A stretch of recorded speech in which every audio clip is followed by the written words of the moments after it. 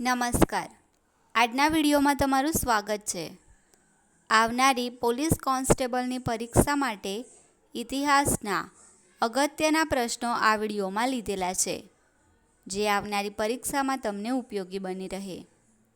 આ channel like અને subscribe કરશો, જેથી દરેક વિડીયો તમારા સુધી પહોંચી શકે.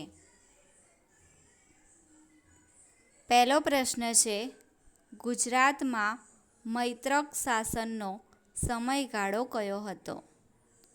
તો ગુજરાતમાં મૈત્રક શાસનનો સમયગાળો હતો ઈસવીસન 470થી 788.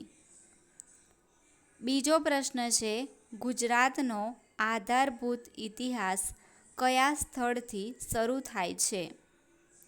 વલભીથી. ત્રીજો પ્રશ્ન છે, મૈત્રક કાળના સ્થાપક કોણ હતા?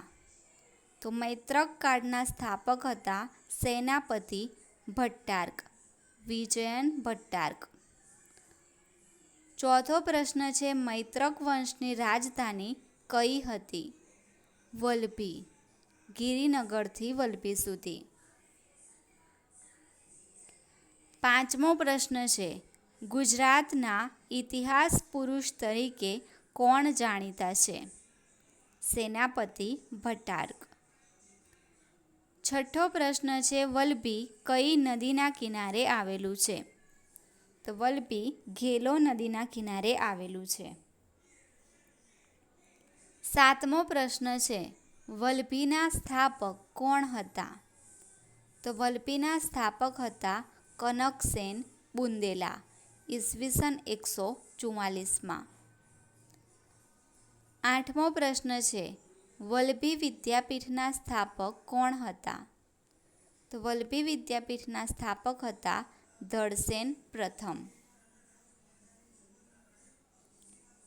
નવમો પ્રશ્ન છે, વલભીનું પ્રાકૃત નામ શું હતું? તો વલભીનું પ્રાકૃત નામ વલહી હતું. દસમો પ્રશ્ન છે, બ્રિટિશ કાળમાં વલભી કયા નામે ઓળખાતું હતું? તો બ્રિટિશ કાળમાં વલભી વડા નામે ઓળખાતું હતું.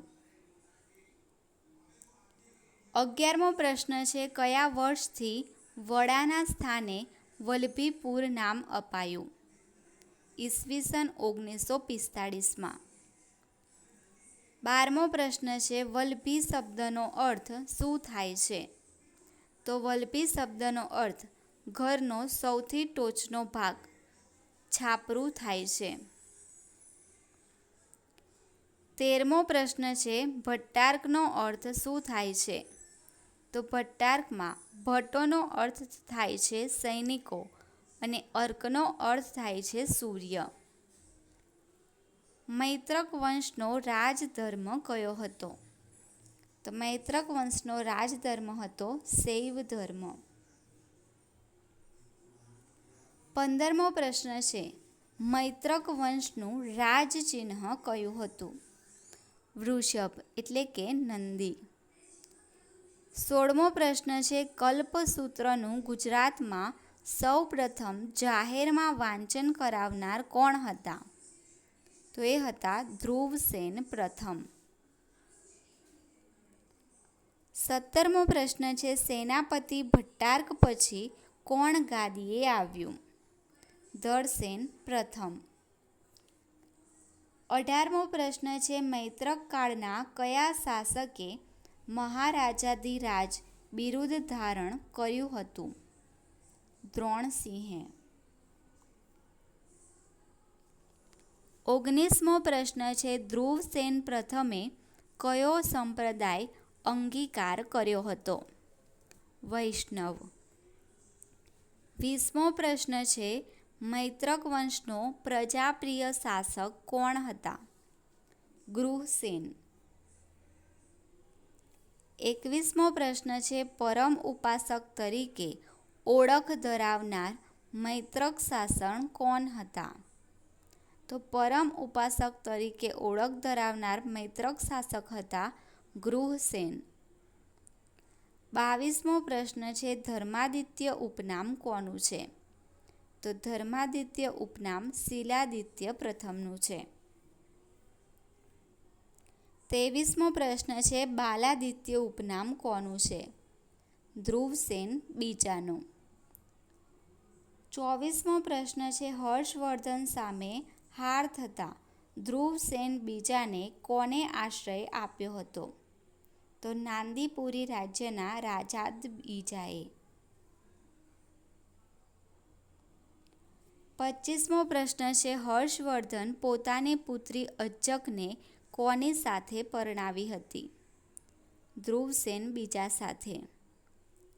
26મો પ્રશ્ન છે મૈત્રક વંશનો કયો શાસક પ્રતિવર્ષ ધર્મ પરિષદ વલભીમાં બોલાવતો હતો? ધ્રુવસેન બીજો.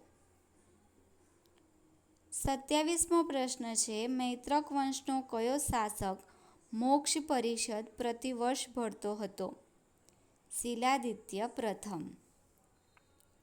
28મો પ્રશ્ન છે ઈસવીસન 750માં કયા રાષ્ટ્રકૂટ શાસકે મહી અને રેવા નદીનો લાટ અને માલવ પ્રદેશ જીતી લીધો હતો? દંતી દુર્ગે.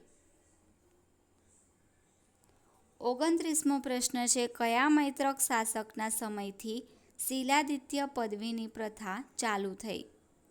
શિલાદિત્ય ત્રીજા. 30મો પ્રશ્ન છે કયા મૈત્રક શાસકે ચક્રવર્તી બિરુદ ધારણ કર્યું હતું? ધડસેન ચોથાએ.